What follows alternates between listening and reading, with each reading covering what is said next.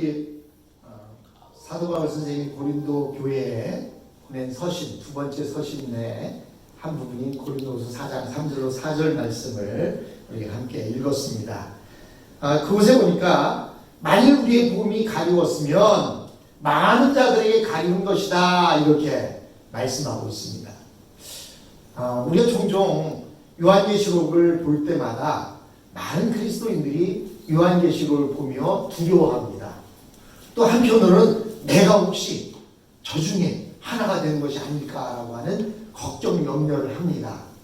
그러나 요한계시록은 우리 믿는 자들에게는 희망의 메시지고 격려의 메시지고 위로의 메시지입니다.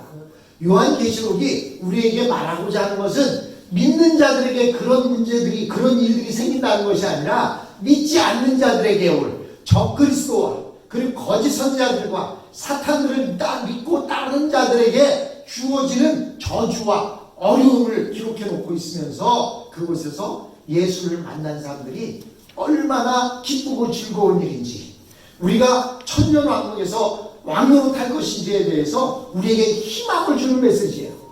그런데 종종 우리 목사들이 요한계시록을 설교할 때 그것을 가지고 성도들을 욱박지르고 두렵게 만들고 그것을 통해서 성도들을 무엇인가 다른 길로 이끌어가려고 하는 그런 불순한 생각에 의해서 요한계시록이 잘못 설교되었고, 그로 인해서 요한계시록을 읽기도 싫은 성경, 듣기도 싫은 성경, 이렇게 변질되었습니다. 그러나 요한계시록은 하나님께서 우리에게 마지막 때 우리 믿는 자들에게 내가 저 사탄의 무리들과 이렇게 싸울 것인데 그 싸움의 내용을 자세히 보여주면서 결국에는 그 싸움에서 내가 반드시 승리하는데 우리 믿는 식구들이 더불어 함께 승리한다 라고 하는 그런 위로와 희망의 메시지입니다. 오늘 만약에 3절에 말하고 있습니다. 복음이 가리웠다면 망하는 자들에게 가리운 것이다. 우리 믿는 자들에게 복음이 가렸다는 게 아니에요. 우리 믿는 자들이 저주와 심판을 받는다는 얘기가 아니에요. 우리 믿는 자들에게 복음이 가리운 것이 아니라 만약 복음이 가리워졌다면 그것은 망할 자들에게 가리워진 것이다 라고 이렇게 말하고 있습니다. 바울은 여기서 놀라운 사실을 말하고 있습니다. 그것은 복음이 반드시 모든 사람의 영혼을 깨우는 것이 아니라 아무리 복음이 증거돼도 그 복음을 믿지 못하고 살아나지 못하는 사람들이 있다는 거예요. 그것에 대해서 말해주고 있습니다. 복음을 전하는 사람이 아무리 순수한 복음을 전해도 듣는 사람이 마음을 가리고 있는 것이 있다면 끝까지 하나님의 음성을 듣지 못하고 멸망하고 만다라고 이렇게 말하고 있는 것입니다. 여기서 많은 자들이라고 했는데 어떤 사람에게는 복음이 열리지 않을 것이라는 뜻입니다. 사실 우리에게 놀라운 것이 바로 이것입니다. 복음을 전하다 보면 종종 어떤 사람은 기다렸다는 듯이 그 복음을 스펀지처럼 쫑쫑 빨아들이며 내가 어떻게 해야 주님을 믿을 수 있습니까? 내가 어떻게 하면 구원을 받을 수 있습니까? 라고 이렇게 마음의 준비가 되어 있는 사람을 만나게 됩니다. 반면에 어떤 사람은 아무리 복음을 잘 전해도 끝까지 엉뚱한 소리를 하다가 결국은 이를 거부하고 마는 사람도 있습니다. 그렇다면 왜 어떤 사람은 복음을 받아들이고 어떤 사람은 복음을 받아들이지 않습니까? 우리는 그 이유를 알지 못합니다. 이에 대해 사도 바울은 그냥 한마디로 표현하기를 망하는 자는 복음이 가리워져 마음이 열리지 않는다라고 이렇게 표현해 놓고 있는 것입니다. 예수님께서는 우리의 마음을 4가지 파트로 표현했습니다. 어떤 마음은 길가같이 있고 어떤 마음은 돌짝같이 있고 어떤 마음은 가시덤불 밭이 있고 어떤 마음은 옥토 같은 마음이 있다라고 이렇게 표현하셨습니다. 이 중에서 길가 같은 마음은 너무 단단해서 말씀이 아예 들어가지 않습니다. 말씀이 떨어지자마자 새가 와서 쪼아 먹어 버립니다. 그러면 말씀이 먹혀들지 않을 정도로 단단한 길것 같은 마음이란 어떤 마음입니까? 어떤 강한 생각이나 또 사상이 자리를 잡고 있어서 그 마음에 말씀이 들어가지 않는 것입니다. 그 사상이 틀렸다는 것이 확실해지기 전까지는 결코 새로운 것을 받아들이려고 하지 않는 것입니다. 저는요, 종종 원세븐티온을 가다 보면 깃발을 꽂아놓고 깃발이 팔락팔락 거리는데요. 도널드 트럼프하고 이렇게 적어놓은 깃발을 아직도 꽂아놓고 이렇게 펄럭거리는 모습을 봅니다. 아직도 트럼프가 대통령으로 생각하고 있는 사람이구나. 또 어떤 사람 중에는 다음번에는 트럼프가 반드시 대통령이 되어야 한다 라고 하는 생각하는 사람이 있구나. 이런 사람들 마음에는 어떤 다른 이야기를 해도 전혀 먹히지가 않겠다 라는 생각을 해보게 됩니다. 마찬가지입니다. 어떤 사상이나 어떤 것들이 그의 마음속에 강하게 자리 잡고 있으면 아무리 복음을 전해도 그 복음이 그들의 마음속에 들어가지 않습니다. 그런데 그런 사람들에게 복음이 전해질 때가 있어요.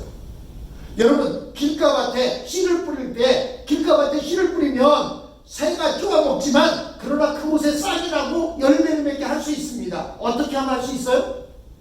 그 밭을 어떻게 하면 돼요? 갈아엎으면 돼요. 돌짝같이 딱딱한 길을 쟁기로 호미로 갈아엎으면 땅이 옥토같이 부드러워져서 그것에서 열매를 맺을 수가 있습니다. 즉 사도 바울은 본인도 바로 그 길가밭과 같은 사람이었다라고 말합니다. 그는 예수님을 만나기 전에 다메섹으로 가는 도상에서 예수님을 만나기 전까지는 그의 마음이 완전히 예수님은 이단이고 예수님을 믿는 사람들은 다 잡아 죽여야 할 사람이라고 하는 그 사상이 머릿속에 가득 차 있었습니다.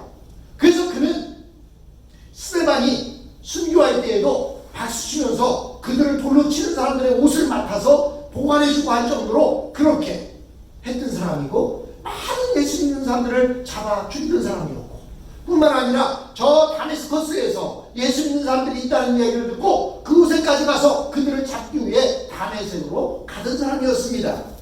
즉 바울의 마음은 주님을 만나기 전까지는 길가와 같은 마음이었습니다. 주님이 길가와 같은 그의 마음을 뒤엎어서 말씀을 받아들이게 하셨습니다. 그렇게 하면 길가 같은 마음도 변화될 수 있습니다. 즉 이것을 보면 어떤 사람이든지 하나님의 은혜가 베풀어지게 되면 말씀을 받아들일 수 있고 변화될 수 있다는 것입니다. 결국 진리를 거부하는 사람들의 공통점은 변하기를 싫어한다는 것입니다.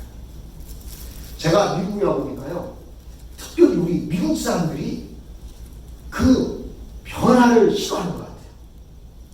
운전을 하다 보면 요즘은 내비게이션이 스마트폰에 잘 나옵니다. 그곳에서 길을 잘 가르쳐줘도 그대로 안 가요.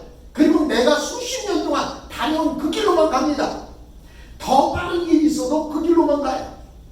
우리 한국 사람들은 너무나 잔머리가 뛰어나서 길을 가다가도 앞에 도로가 막히면 옆으로 살짝 빠져가는데요.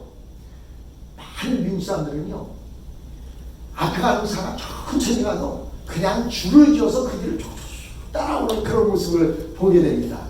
그 모습을 보면서 우리 미국 사람들은 참 변화를 싫어하는구나, 이런 생각을 가져보게 됩니다. 여러분, 결국 진리를 거부하는 사람들 가운데 가장 큰 문제는 공통점이라고 말할 수 있는 것은 변화를 싫어한다는 것입니다. 진리는 우리를 바꾸어 놓는데 한번 바뀌기 시작하면 계속 변하게 됩니다. 그냥 변하는 것이 아니라 자꾸 그리스도의 모습을 닮아가게 됩니다. 그런데 이 세상에 있는 것이 전부인 줄 아는 사람들은 변화를 거부하고 싫어합니다.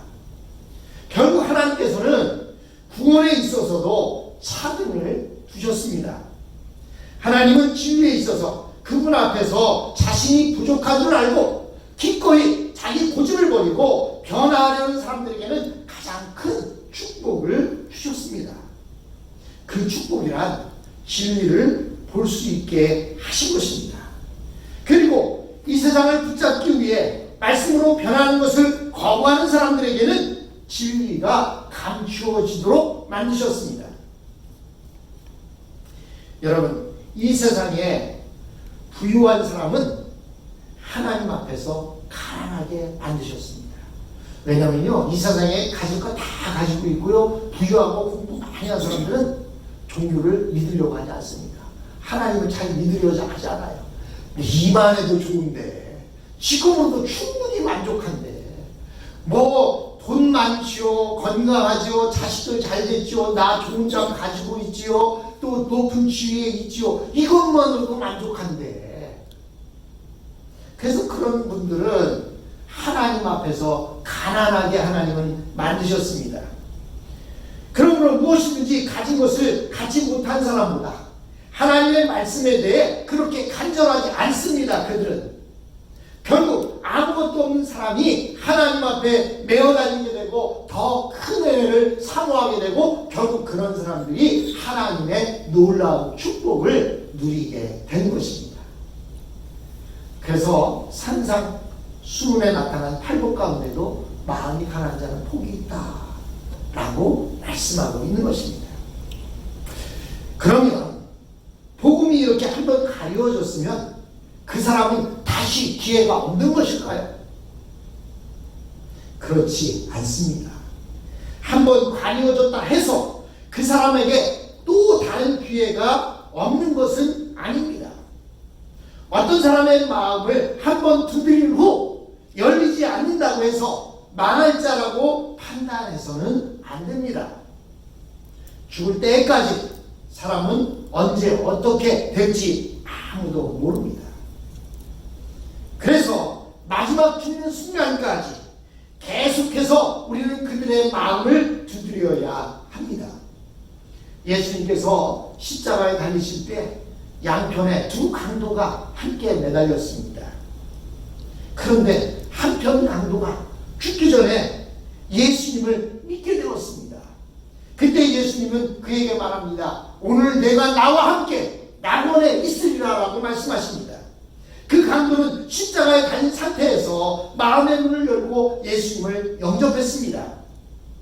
이것을 보면 마지막 순간까지 구원의 길이 열려 있다는 것을 우리는 잘 알 수 있습니다.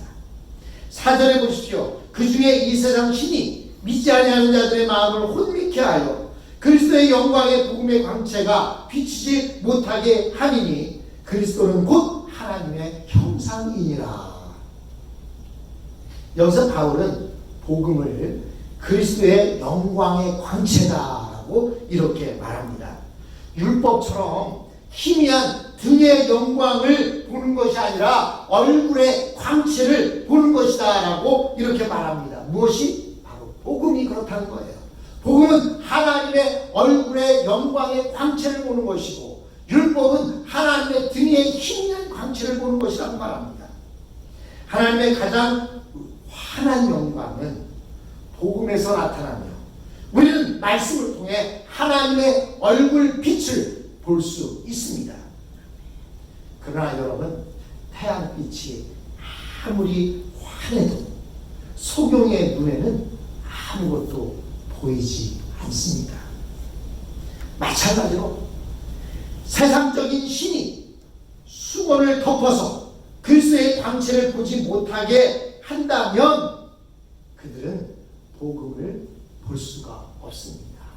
하나님의 예수 그리스도의 얼굴의 영광의 광채가 아무리 빛난다 할지라도 세상의 신이 그들의 얼굴을 수건으로 덮어서 가려 놓는다면 그들은 그 영광을 볼 수가 없는 것입니다. 여기서 세상적인 신은 바로 마귀를 말합니다. 현재 이 세상에는 적그리스도와 거짓 선지자들이 판을 치고 있습니다. 마귀의 쫄개들이 판을 치고 있어요.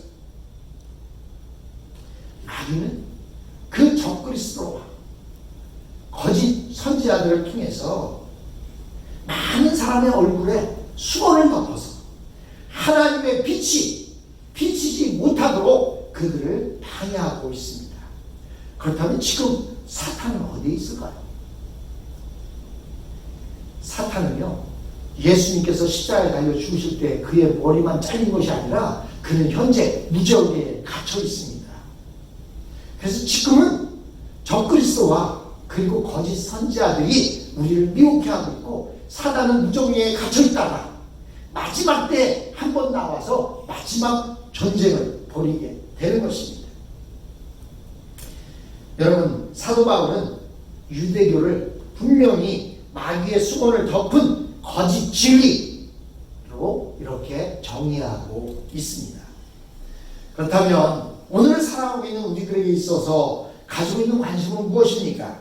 어떻게 하면 저 거짓 선지자들과 저 그리스도인들에 의해서, 사탄에 의해서 얼굴에 수건을 뒤집어 쓰고 있는 그 진리를 알지 못하고 깜깜한 칠흑 같은 어둠 속에 살고 있는 그들에게 어떻게 그들이 예수 그리스도의 영광의 광채, 그 얼굴의 빛을 보게 할 수 있느냐 하는 것입니다. 나 하나 예수 믿고 구원받는 것이 우리 기독교가 아닙니다. 내가 믿었다면 내가 만난 그 주님을 사람들에게 증거해야 하는데, 그들의 쓰여져 있는 얼굴의 그 수건을 벗겨줘야 하는데, 그러면 어떻게 그들의 얼굴에 쓰여져 있는 수건을 벗겨줄 수 있느냐 하는 것입니다. 첫째는 사람들의 마음속에 진리가 바로 비치도록 그들을 설득할 필요가 있습니다.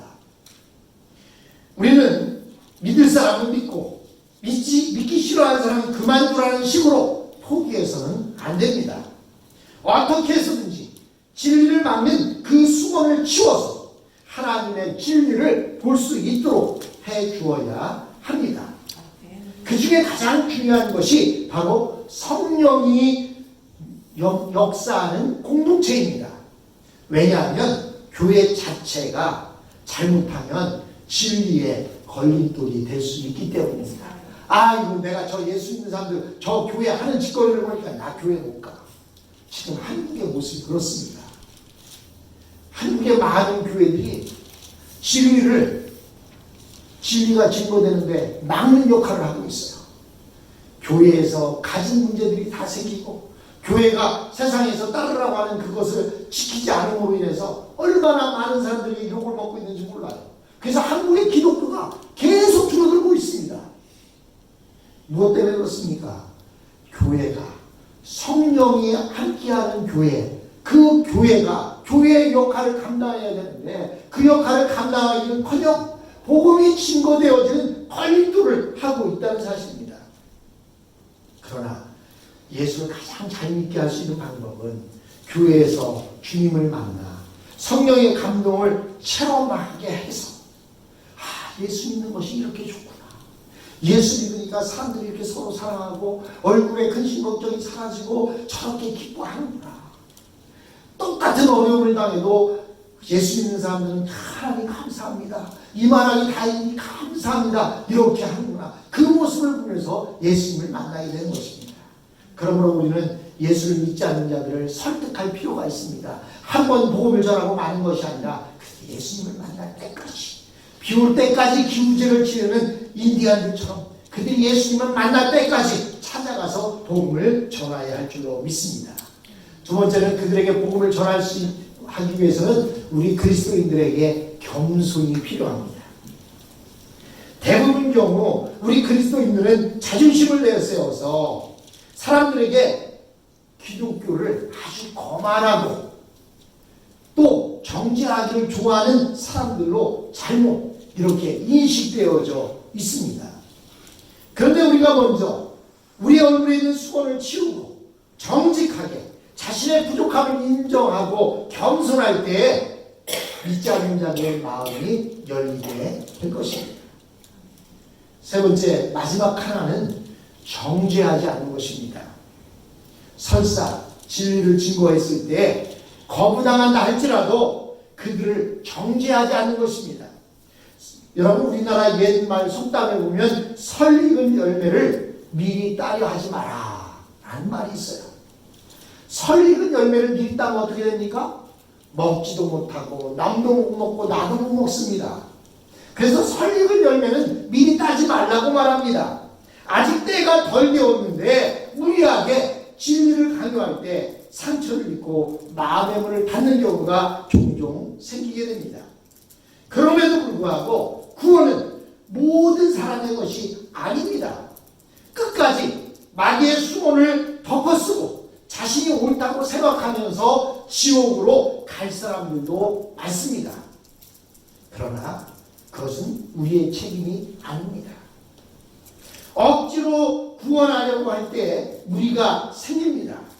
우리는 다른 사람의 양심에 진리만 전하면 되는 것입니다. 이사야서에 보면 그런 말씀이 나와요. 파수꾼이 파수를 쓸 때 적군이 쳐들어오는데 저기야 하고 외쳤는데 사람이 피하지 못해서 죽으면 그들 책임이지만